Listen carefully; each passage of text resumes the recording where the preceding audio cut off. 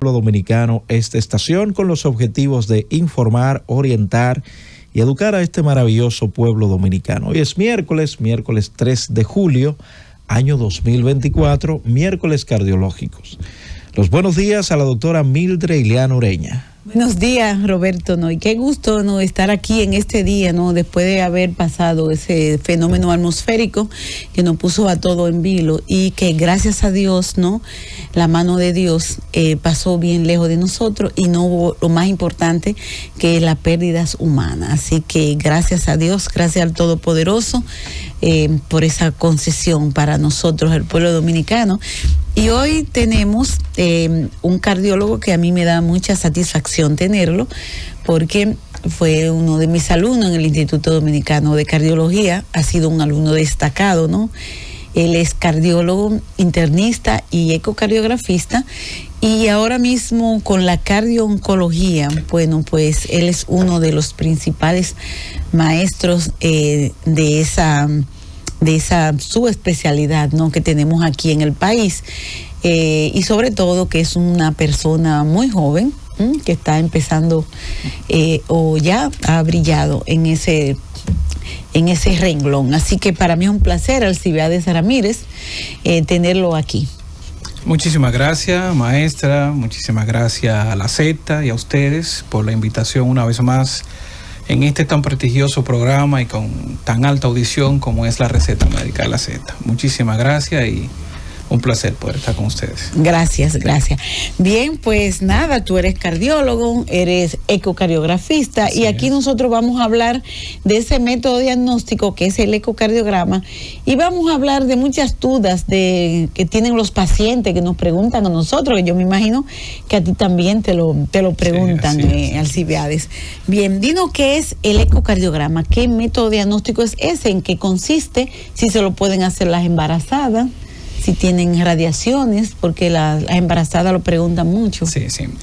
Muy buena pregunta con respecto a... Usted sabe muy bien que ya en la práctica clínica de la medicina, y gracias a Dios tenemos herramientas diagnósticas, sobre todo la de imágenes, que nos ayudan a hacer diagnóstico preciso y rápido de situaciones cardíacas o de situaciones en particular de un paciente, sobre todo si tiene patología sospechada. El ecocardiograma no es más que la técnica de imagen empleada utilizando ultrasonido, el cual me va a permitir tener una imagen anatómica del corazón, así como de sus estructuras, tanto valvulares, cómo está la contractilidad miocárdica, tamaño y función. O sea que en cardiología se ha convertido en una herramienta esencial, y no solamente en cardiología, otras disciplinas médicas para auxiliarse a diagnósticos diferenciales o evaluar la necesidad de referir al paciente a un cardiólogo, pues utiliza la técnica o piden la realización de un ecocardiograma. ¿Cuál es la diferencia con el electrocardiograma? Porque la gente pregunta mucho, ¿no? Sí, es importante.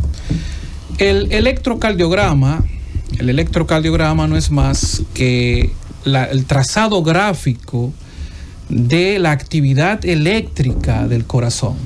Actividad eléctrica que como médicos, que como cardiólogos, nos permite evaluar la posibilidad de cierta patología, ya sea crecimiento de las cavidades cardíacas o, una de las más importantes, la presencia de cardiopatía isquémica o alteraciones del ritmo, como son los bloqueos auriculoventriculares y otros. Las arritmias, ¿no? Exactamente, es el trazado eléctrico de la actividad del corazón. Ahora bien, el ecocardiograma es la imagen anatómica del corazón.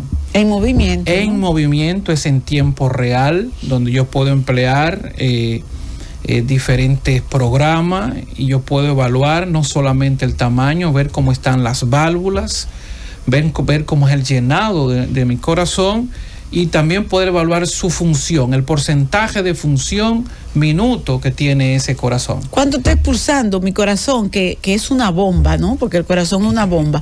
Eso ustedes lo evalúan ahí, ¿no? Sí, exactamente. Tenemos método, el ecocardiograma ya dijimos que es empleando el ultrasonido para tener una anatomía, una imagen anatómica del corazón. Me permite, además de eso, evaluar el porcentaje o bombeo del corazón. Hay métodos diferentes, pero yo puedo decir, bueno, la fracción de eyección, que es lo que nosotros normalmente reportamos en el ecocardiograma, o función sistólica. Digo, la función sistólica de mi paciente es 75, por ejemplo. O cuando digo mi fracción sistólica o fracción de eyección del paciente es en 25. O sea, ya estoy hablando de que mi corazón, en el caso del 25, está teniendo, ya el paciente está en insuficiencia cardíaca que puede ser por múltiples causas. Pero el yo poder medir las cavidades cardíacas y ver si están dentro del parámetro de la normalidad y poder medir la fracción de eyección o bombeo del corazón minuto, ya eso me permite decir el paciente está en falla cardíaca. Ese corazón es incompetente actualmente, dándole grado diferente para cumplir su función como bomba, recordándole que el corazón, su principal función es bomba. Claro. Y tiene la responsabilidad del bombeo de la sangre hacia el resto. Aunque también no, Shakespeare es el de donde se asienta el amor, ¿no? Sí. Viéndonos al romanticismo. Sí, bien, hay diferentes tipos de eco. Ese es el eco transtorácico, el habitual que hacemos, ¿no? Sí. Que mandamos a hacer. Pero hay otros tipos, ¿no? Eso es así. Prácticamente el ecocardiograma, que es un conjunto de técnicas, comenzando por la más simple, que fue el modo M, las primeras que se comenzaron a utilizar, pero dentro de un estudio yo puedo emplear, por ejemplo, lo que llamamos Doppler color sobre una válvula o sobre un defecto anatómico, para yo evaluar si hay comunicación entre cavidades o si una válvula es incompetente, o sea, insuficiente, o si está rígida o estenótica. ¿De acuerdo? Casi siempre, y el más utilizado, es el ecocardiograma transtorácico. Nos solemos abreviar ECO-TT, ecocardiograma transtorácico, pero existen otras modalidades que, utilizando las mismas técnicas o los mismos recursos de imágenes, tienen su utilidad, y es cuando el médico decide solicitarla. Por ejemplo, tenemos el ecocardiograma transesofágico. ¿Eso en qué consiste? El eco transesofágico, vamos a utilizar una sonda similar a la que se utiliza en gastroenterología para hacer una endoscopía. Esto me permite tener un acercamiento lo más posible del corazón y poder evaluar ciertas porciones anatómicas del corazón que por el ecocardiograma transtorácico puedo hacerlo. Pero con el ecocardiograma transesofágico, esa cercanía me permite tener mejor detalle y mejor criterio diagnóstico al momento de yo evaluar al paciente. Porque el esófago queda pegado al corazón, ¿no? Exactamente. Ok, continúe. Okay. Por ejemplo, un paciente valvular tiene una estenosis valvular aórtica o mitral, y yo por el eco transtorácico digo, bueno, es una estenosis mitral severa, pero yo quiero tener mayor criterio de la severidad de esa válvula. Digo, bueno, vamos a hacerle un ecocardiograma transesofágico con la finalidad de tomar la decisión de si mi paciente ya tiene criterio quirúrgico, o sea, de que ya tengo que reemplazar la válvula, y otras patologías, como por ejemplo el eco transesofágico es la mejor técnica para yo descartar la presencia de trombos a nivel de coágulos, ¿no? Coágulos, esos coágulos, trombos que se hacen a nivel de las cavidades del corazón. Con el eco transesofágico yo tengo mejor certeza de si existe o no. Claro. Otro criterio importante es en el caso de la miocarditis infecciosa.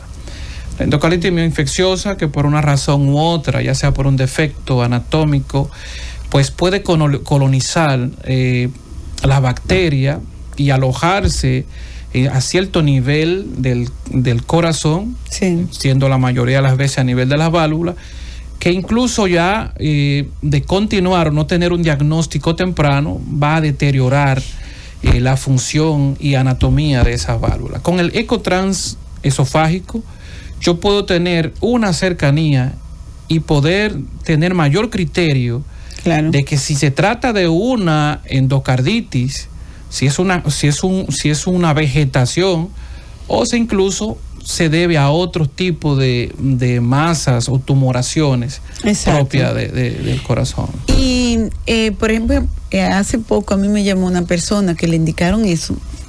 Estaban sospechando en endocarditis y no quería hacérselo. Una pregunta, porque él me preguntaba que si era con anestesia. Le digo, no, que yo sepa no, lo que se le pone, porque entrarle una sonda, lo que se le pone es, tengo entendido que es el local, ¿no? Aunque hay ciertos casos que se lo dan anestesia. Sí, fíjese, ya las cosas han cambiado en cuanto al empleo de algunos métodos. Lo ideal en el ecotrans esofágico, ya que causa estrés al paciente, Sí, claro.